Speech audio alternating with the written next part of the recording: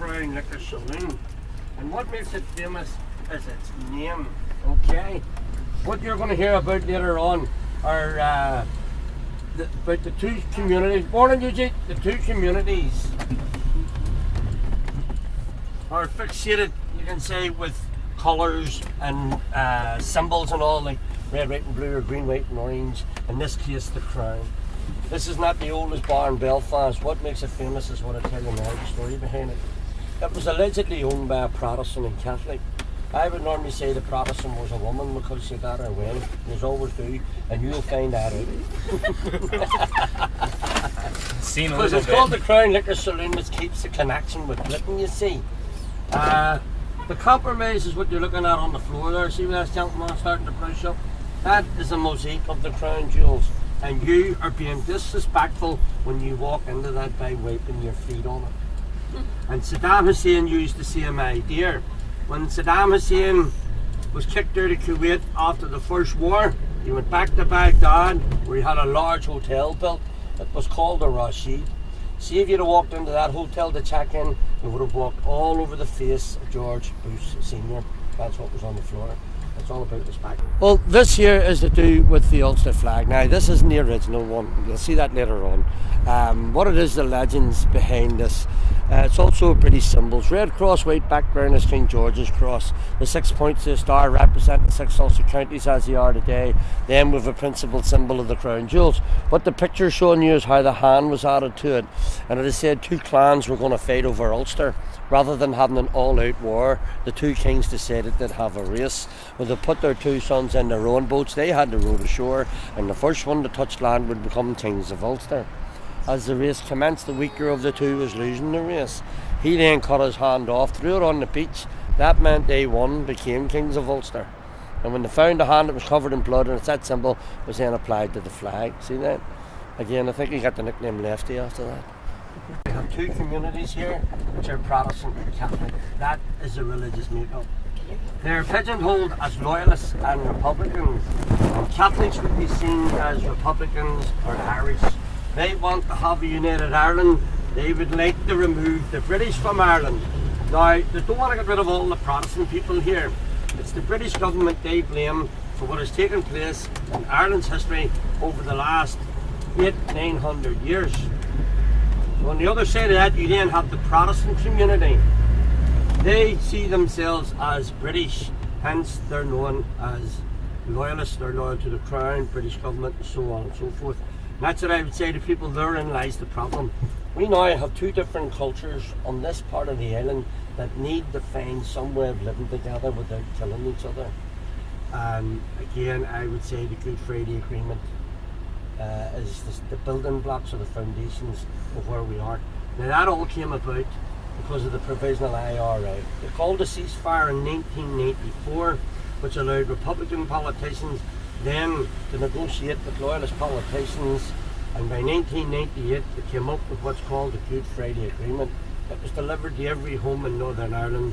People had to read it. They then had to decide whether they wanted the document or they didn't.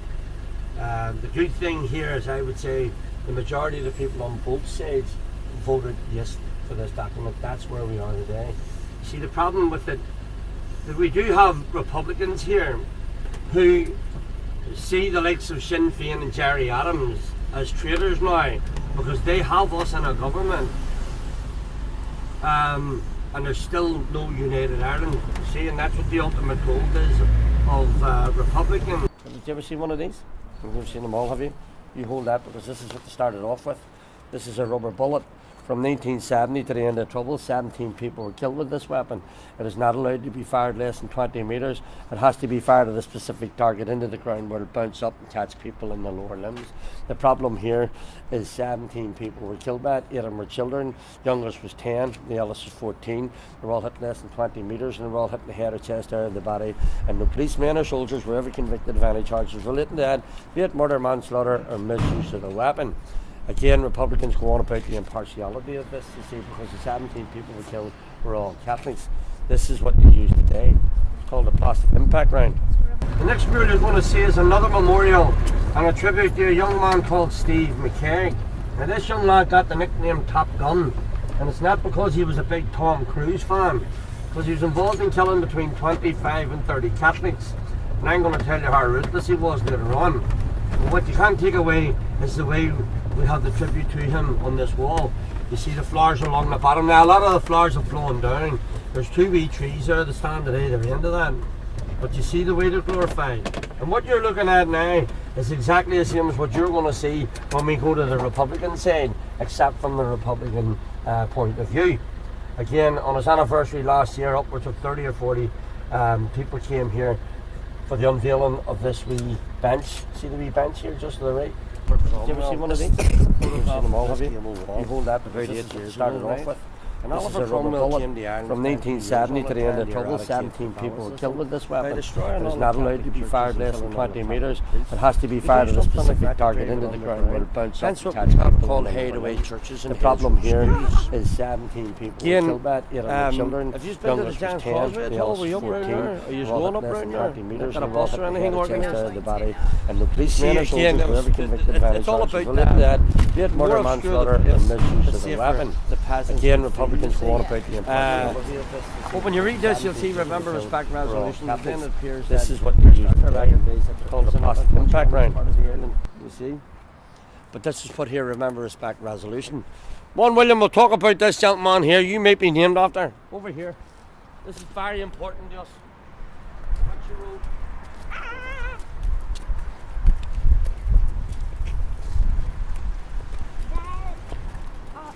Jen, please tell me you're going to put all your pictures up. This is known as the Battle of the Boyne, and it's a battle that took place between a Catholic king and a Protestant king, and the Catholic king was defeated. Now, all I'm saying to you is trying to keep this as simple as we can to get you understand it now.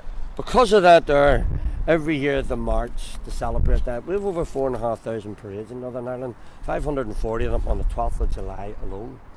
To do with this. Now, the ones in Belfast gives us the major problems because Belfast, as I said earlier, is made up of Protestant and Catholic areas. So you've got Protestants or Orangemen in this case want to march through particular roads. Some of these roads are Catholic roads.